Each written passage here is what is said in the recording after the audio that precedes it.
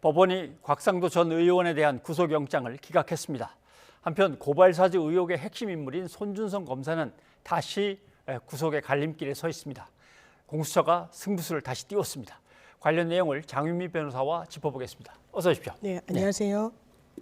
자, 곽상도 전 의원 얘기부터 해보면 구속영장이 청구됐는데 이렇게 되면 판사는 받아보고 범죄를 정말 저지른 것 같이 보이기도 하는데 이제 이걸 판단해야겠죠. 그렇습니다. 그다음에 그렇다고 치더라도 꼭 구속 수감시켜야만 되는가 이것도 따져볼 텐데 이번에는 어느 겁니까? 둘 다입니까? 사실 불구속 수사가 원칙인 게 형사소송법의 또 근간이긴 합니다. 기본이긴 한데 영장을 발부할 때 법원이 보는 사유는 세 가지로 나뉩니다. 일단 범죄가 어느 정도 소명이 됐느냐, 그리고 도주 우려랑 증거인멸의 우려가 있는지 여부인데요. 직전까지 현직 국회의원 신분이었기 때문에 어떤 도주 우려가 높다라고 판단되는 지위에 있지는 않았을 겁니다. 그렇다면 증거인멸, 50억, 이게 실질적으로 수령한 건 세금을 제외하고 25억 원으로 추려지는데 그 부분은 받았다는 사실 자체에 대해서는 다툼이 없기 때문에 더 이상 증거를 인멸할 부분도 많이 남아있지 않았다고 판단받았을 겁니다. 그렇다면 범죄의 소명과 관련해서 법원이 다툴 여지가 있고 이 피의자의 방어권 차원에서라도 이 불구속 수사를 하는 게 옳다라는 판단을 내린 겁니다.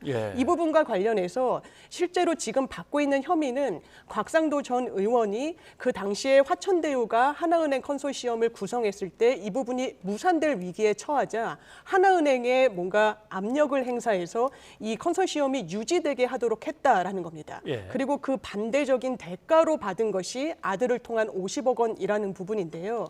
그 당시에 검찰이 처음에는 뇌물죄로 의율하려고 했지만 이 대한법률구조공단 이사장이라는 직책과의 대가성은 없다라고 보여지기 때문에 알선수재, 그러니까 특정경제범죄 처벌에 관한 법률에 따라서 금융기관의 임직원에 속하는 업무를 이 제3자인 민간인이 하고서 그 대가로 돈을 받았다는 혐의로 했습니다. 그런데 이 부분에 대해서 법원은 아마 이 보도에서도 나온 부분이지만 그렇다면 이 알선의 구체적인 상대방이 누구인지를 확인하려고 했는데 검찰이 이 부분을 사실 명확하게 답변을 못했다는 보도도 나오고 있습니다. 사실 알선 수재가 되려면 누가 언제 어떤 명목으로 누구에게 청탁을 했는지가 사실 명확하게 입증이 돼야 이 영장이 발부될 수 있었는데 이 수사에 조금 공백이 있었던 게 아닌가라는 생각이 듭니다.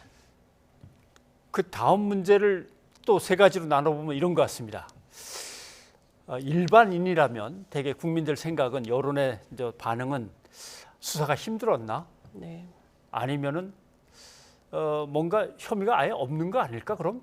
근데 또 막 곽상도 전 의원이 또 하필 검찰 출신이니까 또 봐주기가 아니야? 이렇게 나오거든요. 수사가 부실했을까요? 아니면 봐주기가 조금은 있을까요? 사실 그래서 이렇게 영장이 기각될 걸 사실 예상하고도 영장 청구를 한 거 아니냐라는 뭐 분석도 나오는데 이게 워낙에 언론 주목도도 높고 이 뭐 전직 의원을 영장을 청구하는 사안이었기 때문에 그렇기는 힘들었을 거라는 생각은 듭니다. 그리고 검찰이 수사에 속도를 냈지만 너무 진술에 의존한 게 아닌가라는 생각도 드는 부분이 있습니다. 사실 곽상도 전 의원이 50억을 수수한 것과 관련해서 이른바 정영학 녹취록에 우리가 이 이익을 뭔가 아들을 통해서 배당 형식으로 주자라고 공모했다는 혐의가 드러나기도 했는데 이 부분과 관련해서 관련자들의 어떤 진술 이외에 플러스 알파인 객관적인 증빙까지는 확보를 못한 걸로 보이는 부분이 또 있고 이 영장실질심사 과정 중에 검찰이 이게 대가로 이 돈을 수령했기 때문에 실질적으로 하나은행 컨소시엄이 유지된 이후에 같이 모여서 식사를 했다라고 하면서 영수증을 제시하기도 했었는데 지금 보도를 보면 뭐 곽상도 의원 측에서 그걸 탄핵하는 또 반대 증거를 내고 검찰이 뭐 재반박했다는 이야기도 나오고 있습니다. 그래서 뭔가 이 객관적인 증거에 한해서는 더 혐의를 뚜렷하게 할 수 있는 부분에 대해서는 수사가 미진했거나 아니면 실체적인 진실에 조금 다가서지 못한 부분이 있는 것 같습니다. 그런데 그나마 곽상도 전 의원 같은 경우 진술도 있고 영수증도 어디선가 뭐 증거로 확실하게 채택되지는 않았다고 치더라도 영수증도 한 장 나왔고 50억 원 건너간 것까지 분명히 있고 그 가족한테.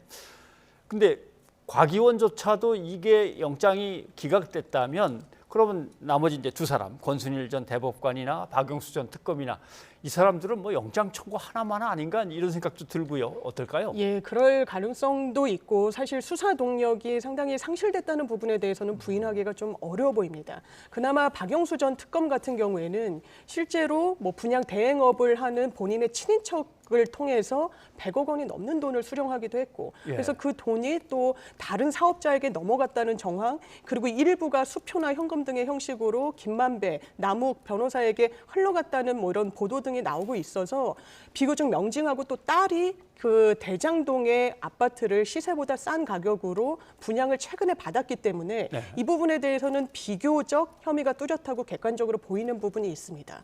다만 권순일 전 대법관 같은 경우에는 50억 클럽에 이름을 올렸기도 하지만 실질적으로 수령한 액수는 이 자문료 명목으로 받은 2천만 원, 예. 월 2천만 원이 넘는 액수였는데 이 부분이 변호사법 위반에 해당할지 본인은 변호사 개업을 하지 않았지만 뭔가 다른 자문력은 할 수 있는 거기 때문에 이게 법률 위반은 없다라고 좀 빠져나간 부분이 있고요. 예. 더 나아가서는 뭔가 이재명 후보의 대법원 판결과 관련해서 영향력을 행사한 거 아닌가라는 부분도 뭐 의혹에 놓여 있긴 하지만 사실 대법원 심리 과정을 검찰이 수사 과정에서 밝히기도 요원할 뿐만 아니라 이 부분이 전원 합의체에서 7대 5로 결론이 내려진 부분이어서 이게 입증, 인과관계는 사실상 없다라고 결론 내려질 가능성이 예. 높습니다. 그렇다면 권순일 전 대법관은 사실 불기소로 귀결되지 않을까라는 전망도 조심스럽게 나오는 것 그런 같습니다. 전망까지 해볼 수 있겠군요. 예. 자, 고발사주 의혹 얘기를 좀 해봐야겠습니다. 손준성 검사가 영장실질심사에 출석해 있는데 그 상황 한번 좀 들어보시죠. 영장 재청구에 대해 신경 한 말씀 부탁드립니다. 판사님께 상세하게 설명드리겠습니다. 그 윗선이 영장에서 빠지고 그 지시 전달하신 분을 구체화된 이 부분 어떻게 받아들이세요? 법정에서 설명드리겠습니다. 네. 아무튼 그전에는 성명불상이었는데 이제는 누구 씨 하고 공수처에서 지목은 했습니다. 이 영장실질심사에서의 쟁점은 뭡니까? 네, 거의 1시간 반씩 양측에서 공방을 벌였다라는 건데요. 예. 지금 1차 영장을 청구할 당시에는 소환에 불응하고 예정된 소환 일자가 있는데 이때도 불응할 것으로 보인다라고 해서 좀 이례적으로 사실상 인신 확보를 위해서 영장을 청구했던 부분이 있었습니다. 그래서 그 당시에는 이 고발장 작성의 주체가 성명불상자로 남아 있었고 윗선과의 공모관계에 있어서도 그 윗선이 누구인지도 구체적으로 특정이 되지는 못했던 부분이 있습니다. 그런데 좀 한 차례 체면을 구겼던 공수처가 사실 명예회복에 나선 거라고 봐도 무방할 것 같고요. 예. 그렇기 때문에 이번에 적시된 영장에서는 그 윗선과의 공모는 지금 제외됐다라는 이야기가 나오고 있고 오히려 손준성 검사 그 대상에 더 한정해가지고 혐의 입증에 주력했던 것으로 보입니다. 그래서 고발장의 전달자라는 것은 사실 공수처로 이첩되기 전에 검찰에서 이 텔레그램 메시지는 뭐 위조나 변조나 조작되지 않았다라고 네. 했기 때문에 이 국민의힘의 전신 측에 넘긴 거는 손준성 검사라고 확인이 되고 그렇고 그 고발장을 작성한 주체도 그 당시 대검에 소속돼 있던 검사 2명으로 영장에 적시가 됐습니다. 실질적인 실명이 들어갔기 때문에 이 부분에 대해서는 그럼 법원이 어떻게 판단할지 그 부분이 좀 쟁점으로 남을 것 예. 같습니다. 1차 실패하고 공수처 입장에서는 압수수색도 더 확대하면서 증거를 갖다 확보하기 위해서 애를 쓴 것 같습니다. 그런데 이제 그 과정에서 손준성 검사 측은 증거를 수집하는 절차에 역시 또 방어권이 제대로 보장이 안 되고 문제가 있다. 적법성에 문제가 있다. 이게 얘기를 하는데 1차 때도 좀 그런 얘기가 나왔던 것 같고 그 부분도 또 문제가 되겠습니까? 네, 저는 1차 때는 아니 소환에 내가 응하지 않겠다는 게 아니라 예정된 일자가 있는데 영장을 청구하는 건 너무 반인권적이다라는 부분의 어떤 적법성을 좀 항변을 했던 것으로 보이고요.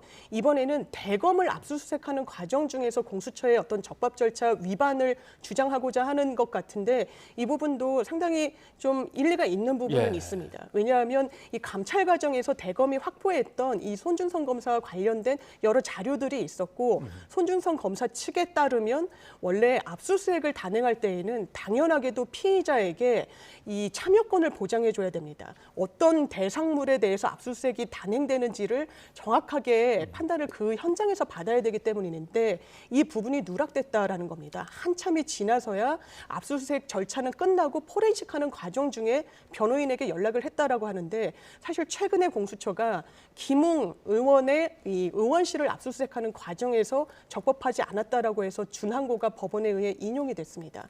사실 적시된 어떤 그 혐의 내용을 특정하지 않았고 압수수색 영장에 적시된 부분 대상물을 벗어나서 또 압수수색을 단행했기 때문인데 예. 사실 김웅 의원 같은 경우에는 그 당시에 공수처가 빈손으로 사실 집에 돌아갔었습니다. 예. 그래서 적법 절차를 논하고 이게 위법하다고 판단을 받아도 실질적으로 수사에 어떤 그 마이너스로 작용하는 여지는 적었는데 이번 손준성 검사의 이 주장이 만에 하나 받아들여지게 된다면 이 부분은 또 왜냐하면 불법으로 수집한 증거는 그 이후의 절차에 따라서 수집한 증거는 독과독수 이론에 따라서 전혀 무용하게 되는 부분이 있습니다. 아하, 예. 증거 능력을 부여받지 못하게 되기 때문에 이 부분도 상당히 쟁점으로 치열하게 다퉜을 것으로 보입니다. 자, 그러면 물론 구속이냐 불구속이냐가 기소 불기소로 바로 연결되는 건 아니고 또 기소된다 하더라도 그게 뭐 유죄로 바로 연결되는 건 아닙니다만은 대충 이 사건을 보면은 구속된다면 이런 흐름으로 가지 않을까? 또는 불구속이라면 영장이 더 안 나간다면 그건 결국 이렇게 가지 않을까? 뭔가 예상해 볼 수도 있을 것 같은데 어떻게 생각하십니까? 그렇습니다. 사실 이 수사의 기로는 오늘 밤 늦게나 내일 새벽에 나올 이 손준성 검사에 대한 영장 발부 여부에 달렸다고 해도 과언이 아닐 것 같습니다. 예. 사실상 1차 영장 청구는 뭐 이례적으로 청구가 돼서 기각이 뭐 당연하게 뭐 예상이 됐었다고 하더라도 이 수사 자체를 굉장히 이 성명불상자로 돼 있던 부분까지 고발장 작성자를 특정한 이후에도 영장이 기각되고 더더군다나 범죄의 소명이 부족하다는 이유로 법원이 받아들여주지 않는다면 수사는 동력을 크게 상실하고 사실상 마무리 수순에 들어갈 수밖에 없어 보이고요. 예. 그렇지만 영장이 발부된다면 이 영장 청구 당시에는 빠진 그 윗선과의 공모, 그 당시에 손준성 검사의 윗선이란 건 대검 차장과 윤석열 당시 검찰총장밖에 없었다고 봐도 무방합니다. 예. 그렇기 때문에 사실상 대선 후보인 윤석열 전 총장 후보로서는 상당한 정치적 타격이 불가피해 보입니다. 네, 알겠습니다. 장 변호사님 오늘 여기까지 듣겠습니다. 고맙습니다. 네, 감사합니다.